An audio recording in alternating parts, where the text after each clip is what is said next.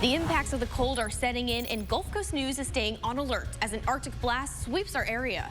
And along with that Arctic blast does come the potential for some snow flurries. We'll take a look at the timing and who's most favored.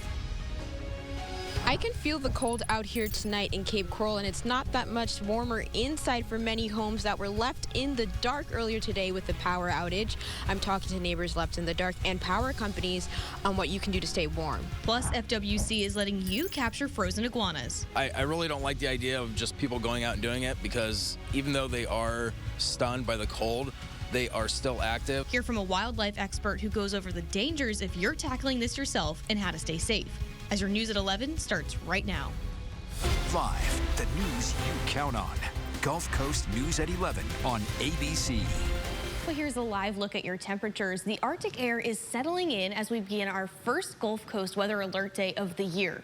Thanks for counting on Gulf Coast News at 11. I'm Sarah Mankowitz. We've got Gulf Coast meteorologist Raphael Tavernier tracking all of this cold. Raphael, it's getting very cold outside. No, when we stepped outside, Right. It was a chill out there. You can most certainly feel that cold air really beginning to settle in across the Gulf Coast, and you can almost certainly feel some of those winds that we've been talking about over the last few days, and we're already beginning to see some of those winds really beginning to pull in some of our locations. As we can go to our Doppler 12 source, we can go ahead and take a look at what's taking place here when it comes to our winds. Yeah, and we know that it's not just snow, too. There's, like you said, all the winds and stuff. That's all causing concern, too. We even got some video, and you can take a look here from our F.dot cams from the Sanibel Toll Plaza.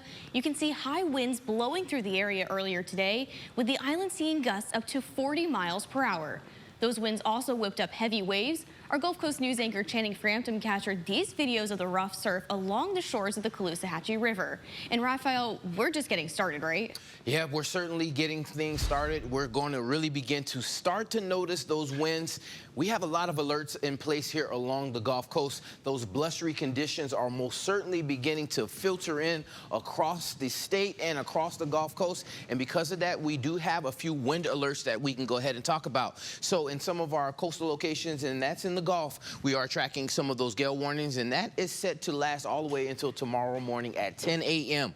Here on land, we're tracking a wind advisory. We're expecting winds to possibly even get as high, or some gusts just as high as 50 miles per hour. Now, with some of those very, I would say, strong winds, there are a few things that you can do to make sure that you protect some of your property. You may want to secure some of those outside objects, anything like garbage cans, maybe some lawn furniture. You may want to bring those in, because those can be somewhat of a projectile, especially in some of those higher gusts. And there is a potential for some of those tree limbs that are from some of those smaller trees to maybe even snap. And because of that, there is the small chance that we can see some power outages. It's unlikely, but there is the possibility. Now, along with those winds, we're tracking very chilly temperatures. In these pink areas here, that is our freeze warning. That is set to last all the way until tomorrow morning at 10 a.m. In some of these coastal locations here where you see some of that blue coloring, that is a cold weather advisory. And as we zoom into some of these places, this is all of Charlotte County. This actually just got updated. It looks as though some of the coastal locations are now under that freeze warning.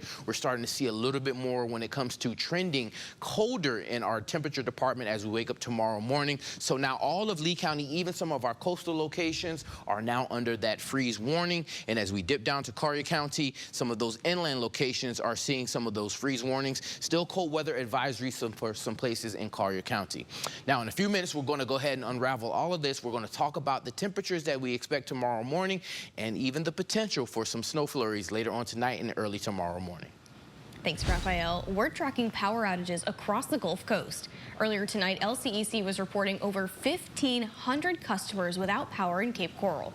Gulf Coast News reporter Nayla Graham-Pierre is out there tonight tracking these outages and why heat usage this weekend could cause even more problems.